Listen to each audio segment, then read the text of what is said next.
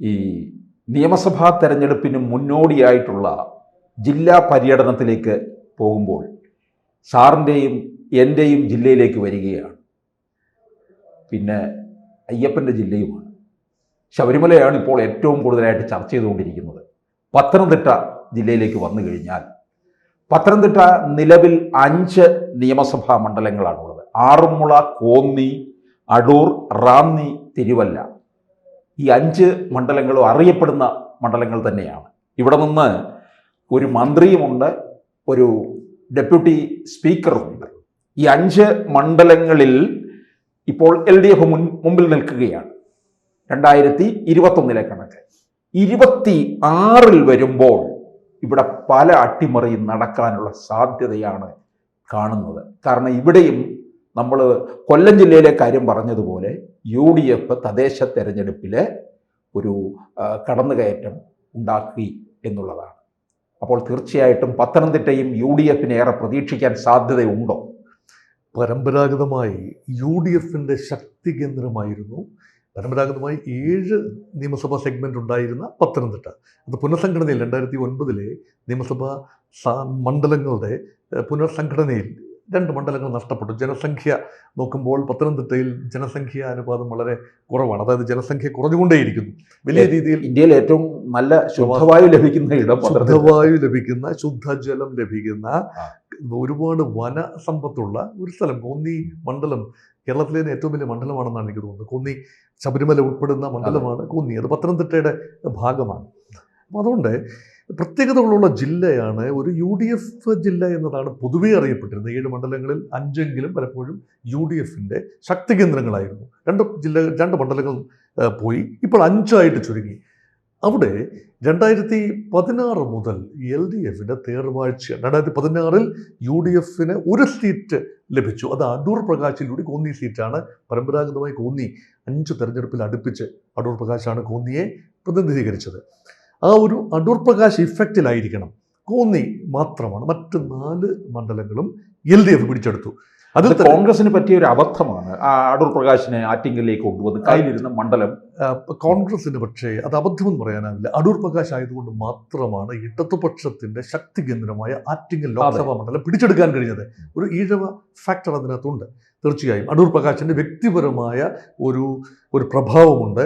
പണത്തിന്റെ വലിയ സ്വാധീനം തീർച്ചയായിട്ടും ഉണ്ട്. അദ്ദേഹത്തിന്റെ ബന്ധങ്ങൾ അങ്ങനെയാണ്. അദ്ദേഹവും അദ്ദേഹത്തിന്റെ ബന്ധുക്കാരും ഒക്കെ നല്ല ആവതുള്ള ആൾക്കാരാണ്.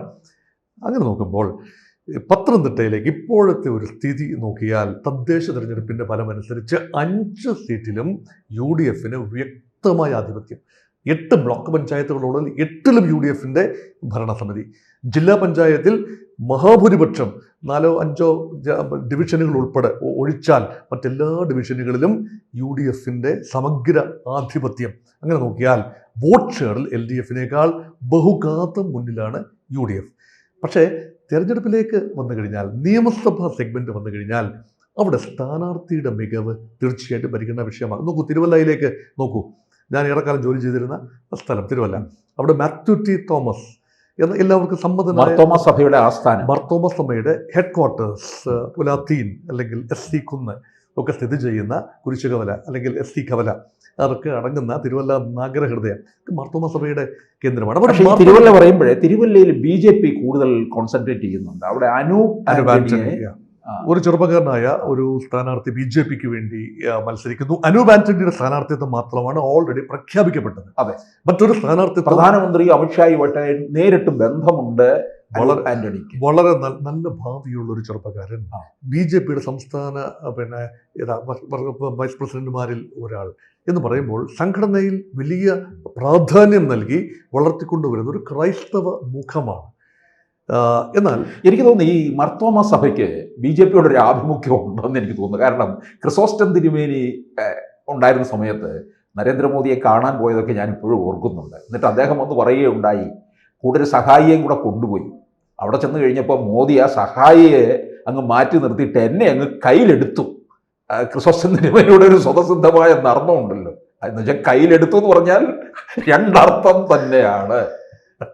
സാധാരണ മാർത്തോമാ സഭയുടെ മെത്രാപ്പൊലീത്തയോ മറ്റ് എപ്പിസ്കോപ്പമാരോ ഒന്നും തന്നെ രാഷ്ട്രീയത്തിൽ ഇടപെടാറില്ല, രാഷ്ട്രീയത്തെക്കുറിച്ച് അഭിപ്രായങ്ങൾ പറയാറുമില്ല. അതുകൊണ്ട് UDF അനുകൂലമോ LDF അനുകൂലമോ BJP ചേർത്ത് പിടിക്കുന്നു എന്ന ചിന്ത പൊതുവേ ഇല്ല. പക്ഷേ ഐറേനിയസ് തിരുമേനി എന്ന് പറയുന്ന മലങ്കര മാർത്തോമ സുറിയാനി സഭയുടെ അന്നത്തെ പരമാധ്യക്ഷകാലം ചെയ്ത പരമാധ്യക്ഷനായ ജോസഫ് മാർത്തോമ മെത്രാപ്പോലീത്ത മോദിയുടെ സത്യപ്രതിജ്ഞാ ചടങ്ങിൽ ക്ഷണിക്കപ്പെട്ട് പോയി പങ്കെടുത്ത മലങ്കര സഭയിലെ തിരുമേനിയാണ്.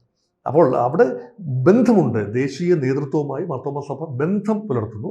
മാർത്തോമ സഭയാണ് സാധാരണഗതിയിൽ UDF LDF കാൻഡിഡേറ്റ്സ് പലപ്പോഴും തിരുവല്ലയിൽ മാർത്തോമ സഭക്കാരാണ്. പക്ഷേ മാർത്തോമ സഭയോടൊപ്പം തന്നെ നമ്പേഴ്സ് ഉള്ളൊരു സഭയാണ് ഓർത്തഡോക്സ് സഭ തിരുവല്ലയിൽ തന്നെ. അതുകൊണ്ട് ചിലപ്പോൾ ഒരു കാൻഡിഡേറ്റ് ഓർത്തഡോക്സും ഒരു കാൻഡിഡേറ്റ് മാർത്തോമയുമാണ്. ഇവിടെ UDFൻ്റെ ഒരു ഫോർമുല അനുസരിച്ച് തിരുവല്ല സീറ്റിൽ മത്സരിക്കുന്ന ഒരു മാർത്തോമ സ്ഥാനാർത്ഥിയാണെങ്കിൽ ആറന്മുള സീറ്റിൽ ഒരു ഓർത്തഡോക്സ് സ്ഥാനാർത്ഥിയായിരിക്കും. റാന്നി സീറ്റിൽ ഒന്നുകിൽ ഓർത്തഡോക്സ് അല്ലെങ്കിൽ യാക്കോബ ഏതെങ്കിലും ഒരു വിഭാഗം. അങ്ങനെ റാന്നി ആയിരുന്ന സമയത്താണ് വേറൊരു റാന്നിയിലെ രാജു എബ്രഹാം കനാനായ സമുദായത്തിൽപ്പെടുന്ന ആളാണ്. അത് ആ പ്രദേശത്ത് മാത്രമുള്ളതാണ്. ചില കല്ലിശ്ശേരി പ്രദേശം, ചെങ്ങന്നൂരിനടുത്ത് കല്ലിശ്ശേരി, റാന്നി, ഒറ്റപ്പെട്ട സ്ഥലങ്ങളിൽ ഈ ചിങ്ങവനം, ചങ്ങനാശ്ശേരിക്കടുത്ത് ചിങ്ങവനം, ഇങ്ങനെയുള്ള ചില പ്രദേശങ്ങളിലാണ് കനാനായ സാന്നിധ്യം കൂടുതലായുള്ളത്. റാന്നിയിലാണ് കനാനായ സാന്നിധ്യം. അതുകൊണ്ട് വോട്ടുകളുടെ എണ്ണം വലുതായതുകൊണ്ടല്ല, മറിച്ച് അതെല്ലാം തന്നെ രാജു എബ്രഹാമിന് വേണ്ടി പൂളപ്പ് ചെയ്യാൻ, ചിതറിപ്പോകാതെ പൂള് ചെയ്യാൻ കഴിയുന്നു. അതോടൊപ്പം തന്നെ രാജു എബ്രഹാം സ്വീകാര്യനായ ആളുമാണ്. നിരന്തരമായി റാന്നിയിൽ ജയിച്ചു വന്നിരുന്ന 5 തവണ. അതിനുശേഷമാണ് മണ്ഡലം കേരള കോൺഗ്രസ് മാണി ഗ്രൂപ്പിന് റാന്നി മണ്ഡലം കൊടുക്കുകയും പ്രമോദ് നാരായണൻ വരികയും ചെയ്തു. പല പാർട്ടികൾ മാറിക്കയറി ഭൂരിപക്ഷം കുറവാണ്, 1285 വോട്ട് മാത്രമേ. ആ ഭൂരിപക്ഷം മറികടക്കാൻ കോൺഗ്രസിന് കഴിയും, provided there is unity within the party. പണ്ട് കോൺഗ്രസിന്റെ ഒരു മണ്ഡലമായിരുന്നു സണ്ണി പനവേലി, റേച്ചൽ പനവേലി, സണ്ണി പനവേലി, ബിജിലി പനവേലി, ഇവരെല്ലാം ആ ഒരു ഫാമിലിക്കാരാണ്. അല്ലെങ്കിൽ ചെറിയാൻ, MC ചെറിയാൻ, ഇവരൊക്കെ മത്സരിച്ചു. പിന്നെ ഈ തിരുവല്ലയില് ഇനിയിപ്പോൾ മാത്യു ടി തോമസ് മത്സരിക്കുന്നുണ്ടെങ്കിൽ പുതിയ പാർട്ടിയുമായിട്ടാണ് അല്ലേ, സോഷ്യലിസ്റ്റ് ജനതാ പാർട്ടി, ജനതാദാണ്. അപ്പൊ മാത്യു ടി തോമസ് എന്ന് പറയുന്നത് അവിടെ ഒരു വ്യക്തി ആണ്. മാർത്തോമ സഭയിലെ ഒരു വൈദികന്റെ മകനാണ്. മറ്റൊരു വൈദികന്റെ മകനായ അഡ്വക്കേറ്റ് വർഗീസ് മാമൻ ഒരുപക്ഷെ UDF കാൻഡിഡേറ്റ് ആകാൻ സാധ്യതയുണ്ട്, ജോസഫ് ഗ്രൂപ്പിന്റെ പ്രതിനിധിയായി, UDFന്റെ ഭാഗമായി. അതുമാത്രമല്ല കോൺഗ്രസ് പാർട്ടി ആ മണ്ഡലം ഏറ്റെടുക്കുന്നു. തിരുവല്ല മണ്ഡലം ഏറ്റെടുക്കുകയും റാന്നി മണ്ഡലം കേരള കോൺഗ്രസ് ജോസഫ് ഗ്രൂപ്പിന് കൊടുക്കുകയും, അല്ലെങ്കിൽ ആറന്മുള മണ്ഡലം, ആറന്മുളയേക്കാൾ സാധ്യത റാന്നിയാണ്. അങ്ങനെയെങ്കിൽ കോൺഗ്രസിന്റെ ഒരു സ്ഥാനാർത്ഥി മത്സരിച്ചാൽ മാത്യു ടിക്കെതിരെ ശക്തമായ മത്സരം കാഴ്ചവെക്കാൻ കഴിയുമെന്നാണ് അവിടെ വലിയ പ്രതീക്ഷയുള്ള ഒരു കാൻഡിഡേറ്റ് ശ്രീ ജോർജ് മാമൻ കൊണ്ടൂർ. അദ്ദേഹം വലിയ ഒരു കോൺഗ്രസിൻ്റെ സമുന്നതനായ നേതാവാണ്. ജില്ലാ പഞ്ചായത്തിൻ്റെ വൈസ് പ്രസിഡന്റ് ആയിരുന്നു. ദീർഘകാലം കോൺഗ്രസ് രാഷ്ട്രീയത്തിൽ നിറഞ്ഞു നിന്ന, പത്തനംതിട്ട ജില്ലയിൽ നിറഞ്ഞു നിന്ന ആളാണ്. അതുപോലെ മറ്റ് പലരും തിരുവല്ല സീറ്റിന് വേണ്ടി UDFനുള്ളിൽ ശ്രീ PJ കുര്യൻ തന്നെ മത്സരിക്കുമെന്ന ഒരു ധ്വനി ഉണ്ടായിരുന്നു. പക്ഷേ അദ്ദേഹത്തിന് പ്രായാധിക്യം കാരണം മത്സരരംഗത്ത് വരാനുള്ള സാധ്യത കുറവാണ്. അത് കൂടുതൽ കോംപ്ലിക്കേഷൻ സൃഷ്ടിക്കും. അത് മാത്രമല്ല പത്തനംതിട്ട ജില്ലയിലെ കോൺഗ്രസിലാണ് ഏറ്റവും അധികം അനൈക്യം ഉള്ളത്. സംസ്ഥാന കോൺഗ്രസിൽ ഏറ്റവും അധികം കോൺഗ്രസ് നേതാക്കൾ പരസ്പരം വെട്ടുന്നത് പത്തനംതിട്ടയിലാണ്. ഏത് സ്ഥാനാർത്ഥി കോൺഗ്രസിൻ്റെ സ്ഥാനാർത്ഥിയെ വന്നാലും മറ്റൊരാൾ അല്ലെങ്കിൽ മറ്റു വിഭാഗങ്ങൾ ചേർന്ന് അവരുടെ പരാജയം ഉറപ്പുവരുത്തി എന്നതാണ് കഴിഞ്ഞ 2 തിരഞ്ഞെടുപ്പിലും കണ്ട പ്രവണത. ഈ ശബരിമല വിഷയം കൃത്യമായി പ്രതിഫലിക്കാൻ പോകുന്ന ഒരു ജില്ലയായിരിക്കും പത്തനംതിട്ട. കാരണം അവിടെയുള്ള ജനങ്ങൾ ശബരിമലയുമായിട്ട് വലിയൊരു മതസൗഹാർദ്ദത്തോടുകൂടി എല്ലാ വിഭാഗത്തിലുള്ളവർ അവിടെ പോവുകയും ദർശനം നടത്തുകയൊക്കെ ചെയ്യുന്നുണ്ട്. അപ്പോൾ ഈ ശബരിമലയ്ക്ക് ഇങ്ങനെ സംഭവിച്ചതിന് CPMനെ തക്കതായ മറുപടി കൊടുക്കാനായിട്ടും ഈ ജില്ലയിലെ വോട്ടർമാർ കാത്തിരിക്കുകയാണ്. ശരിക്കും അത് പന്തളം, പിന്നെ ശബരിമല, കോന്നി നിയമസഭാ സെഗ്മെന്റിന്റെ ഉള്ളിലാണ് ശബരിമല സ്ഥിതി ചെയ്യുന്നത്. അതങ്ങ് അകലെ സ്ഥിതി ചെയ്യുന്നതാണ്. കോന്നി നഗരഹൃദയവുമായി ഏറെ ദൂരം, 10-70 കിലോമീറ്റർ ദൂരത്തിലാണ് ശബരിമല സ്ഥിതി ചെയ്യുന്നത്. എങ്കിൽ പോലും അവിടെ വൈകാരികമായി ശബരിമല അയ്യപ്പൻ്റെ ഒരു ചൈതന്യം, അവിടെ LDFൻ്റെ ഭരണസമിതി അല്ലെങ്കിൽ ദേവസ്വം ബോർഡ്, LDFൻ്റെ ആണല്ലോ ദേവസ്വം ബോർഡ് നിയമനങ്ങളെല്ലാം തന്നെ, അവിടെ പാളിച്ചകൾ പറ്റി കൊള്ള നടന്നിരിക്കുന്നു, നിസ്സംശയം തെളിയാവുന്ന കാര്യമാണ്. അതുകൊണ്ട് ഇവിടെ ഒരു വിരക്തിയുണ്ട്. അതെങ്ങനെയാണ് തെരഞ്ഞെടുപ്പിൽ പ്രതിഫലിക്കുക? ഹിന്ദു വോട്ടിനെ മാത്രമാണോ അത് ബാധിക്കുക, അതോ ക്രിസ്ത്യൻ വോട്ടിനും മുസ്ലിം വോട്ടിനും പ്രഭാവം ചെലുത്താൻ ശബരിമല വിവാദത്തിന് കഴിയുമോ? അത് ഉണ്ടെങ്കിൽ ഏറ്റവും അധികം ബാധിക്കേണ്ടത് തിരുവല്ല, ആറന്മുള വലിയ ക്ഷേത്ര നഗരമാണ്. ആറന്മുളയിൽ വീണ ജോർജ് തന്നെയായിരിക്കും ശക്തമായ തിരിച്ചടി കിട്ടും എന്നാണ് അറിയുന്നത്. വീണ ജോർജ് 18,000 വോട്ടിനാണ്, വീണ ജോർജ് 19,000 വോട്ടിനാണ് ജയിച്ചു വന്നത്. ഇപ്രാവശ്യം ഒരുപക്ഷെ അബിൻ വർക്കി അവിടെ സ്ഥാനാർത്ഥിയായി വരും. ഓർത്തഡോക്സ് സഭക്കാരനാണ്, കോൺഗ്രസിൻ്റെ യുവജന നേതാവാണ്, യൂത്ത് കോൺഗ്രസിൻ്റെ വൈസ് പ്രസിഡന്റാണ്. അപ്പോൾ അദ്ദേഹം കടന്നു വരും എന്നൊരു ചിന്തയുണ്ട്. ഒന്നുകിൽ ചെങ്ങന്നൂർ, അല്ല എങ്കിൽ ആറന്മുള. അങ്ങനെയെങ്കിൽ ഓർത്തഡോക്സ് സഭയാണെന്ന് ഓർക്കണം. ആരോഗ്യരംഗത്തെ കുറിച്ച് വലിയ പരാതി നിൽക്കുന്നത് കൊണ്ട് വീണ ജോർജിന് അത് തിരിച്ചടി ഉണ്ടാകും. വീണ ജോർജിന്റെ പിൻബലം ഓർത്തഡോക്സ് സമുദായത്തിന്റെ വോട്ടായിരുന്നു. കമ്മ്യൂണിസ്റ്റ് പാർട്ടി വോട്ടിനും LDFന്റെ ജനറൽ വോട്ടിനും ഉപരിയായി അത് അബിൻ വർക്കി രംഗത്ത് വന്നാൽ ഒരു ഓർത്തഡോക്സ് സ്ഥാനാർത്ഥി ആറന്മുളയിൽ രംഗത്ത്, UDF രംഗത്ത്, അബിൻ വർക്കി ആകട്ടെ മറ്റേതെങ്കിലും ഒരാളാകട്ടെ, അങ്ങനെ വന്നാൽ വലിയ ഒരു പോരാട്ടം അവിടെ നടക്കും. ആറന്മുള UDF പ്രതീക്ഷിക്കുന്ന മണ്ഡലം കൂടിയാണ്. അടൂര് വന്നിട്ട് സംവരണ മണ്ഡലമാണ്. ചിറ്റയം ഗോപകുമാറാണ്. 2919 വോട്ടിന്റെ ഭൂരിപക്ഷം മാത്രമേ ഉള്ളൂ. അവിടെ രമ്യ ഹരിദാസിനെ കൊണ്ടുവരും എന്നിങ്ങനെ കേൾക്കുന്നുണ്ട്. രമ്യ ഹരിദാസിനെ തിരുവനന്തപുരം ചിറയൻകീഴിലേക്ക് കൊണ്ടുവരുമെന്നൊരു ചിന്തയുണ്ടായിരുന്നു. ഇപ്പോൾ അടൂരിനെ കുറിച്ച് ചെയ്ത് സംവരണ മണ്ഡലമായതുകൊണ്ടാണ്. രമ്യ ഹരിദാസ് വന്നാൽ ഒരു ജില്ലയ്ക്ക് പുറത്തുനിന്ന് വരുന്ന ആളെന്നുള്ള നിലയിൽ എത്രത്തോളം സ്വീകരിക്കപ്പെടും?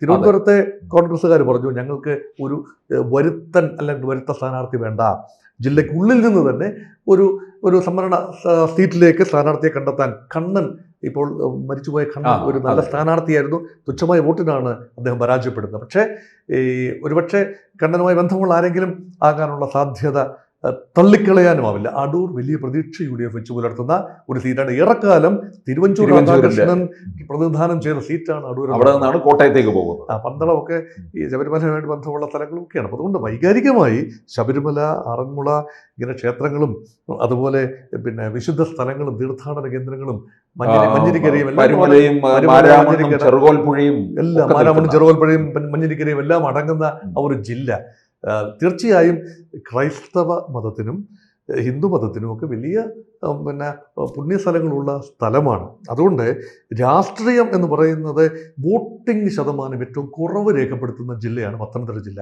കാരണം ഒരുപാട് പ്രവാസികളുള്ള ജില്ല. അതും ഗൾഫിൽ മാത്രമല്ല, കാനഡയിലും അമേരിക്കയിലും ഓസ്ട്രേലിയയിലും യൂറോപ്പിലും ഒക്കെ വലിയ നമ്പർ പ്രവാസികൾ പത്തനംതിട്ടയിലും എഡ്യൂക്കേഷനിൽ വളരെ മുന്നിട്ട് നിൽക്കുന്ന ഒരു ജില്ല. അതൊക്കെ വോട്ടിങ്ങിൽ എങ്ങനെ പ്രതിഫലിക്കും എന്നത് കണ്ടറിയേണ്ടതാണ്. അതുകൊണ്ട് UDF എപ്പോഴും പരിഭവിക്കുന്ന ഒരു കാര്യമുണ്ട്. UDFന്റെ കോർ വോട്ട് പലപ്പോഴും പോൾ ചെയ്യപ്പെടുന്നില്ല. ഒന്നുകിൽ അവർ വിദേശത്താണ്, അല്ലെങ്കിൽ അത് സംഘടനാ സംവിധാനം ദുർബലമാണ്. ഇവിടെയെല്ലാം കോൺഗ്രസ് സംഘടനാ സംവിധാനം മെച്ചപ്പെട്ട് പ്രവർത്തിക്കുന്നു. അതെല്ലാം തന്നെ വോട്ടായി മാറും. ഇവിടെ BJP ശക്തമായ സാന്നിധ്യമാണ് ആറന്മുളയിൽ ഉൾപ്പെടെ. ഒരുപക്ഷെ കുമ്മനം രാജശേഖരൻ ആറന്മുള മണ്ഡലത്തിൽ മത്സരിക്കാൻ സാധ്യതയുണ്ട്. അതുകൊണ്ട് വലിയ പ്രതീക്ഷയാണ്. BJPക്ക് A ക്ലാസ് മണ്ഡലമായി ഇപ്പോൾ ആറന്മുളയെ കാണുകയാണ്. തിരുവല്ലയിൽ പോലും അനൂപ് ആന്റണിക്ക് വലിയ പ്രതീക്ഷയുണ്ട്. ജയത്തോളം പോരുന്ന ഒരു പരാജയം, ഒരുപക്ഷെ 2ാം സ്ഥാനം എന്നൊക്കെയുള്ള ചിന്ത BJPക്ക് ഉള്ളിലുണ്ട് എന്നതും പ്രത്യേകം നമ്മൾ നോക്കി കാണേണ്ട കാര്യമാണ്. കൂടുതൽ വാർത്തകളും വിശേഷങ്ങളും നിങ്ങളിലേക്ക് എത്താൻ ABC മലയാളം സബ്സ്ക്രൈബ് ചെയ്യുക, ബെൽ ബട്ടണും അമർത്തുക.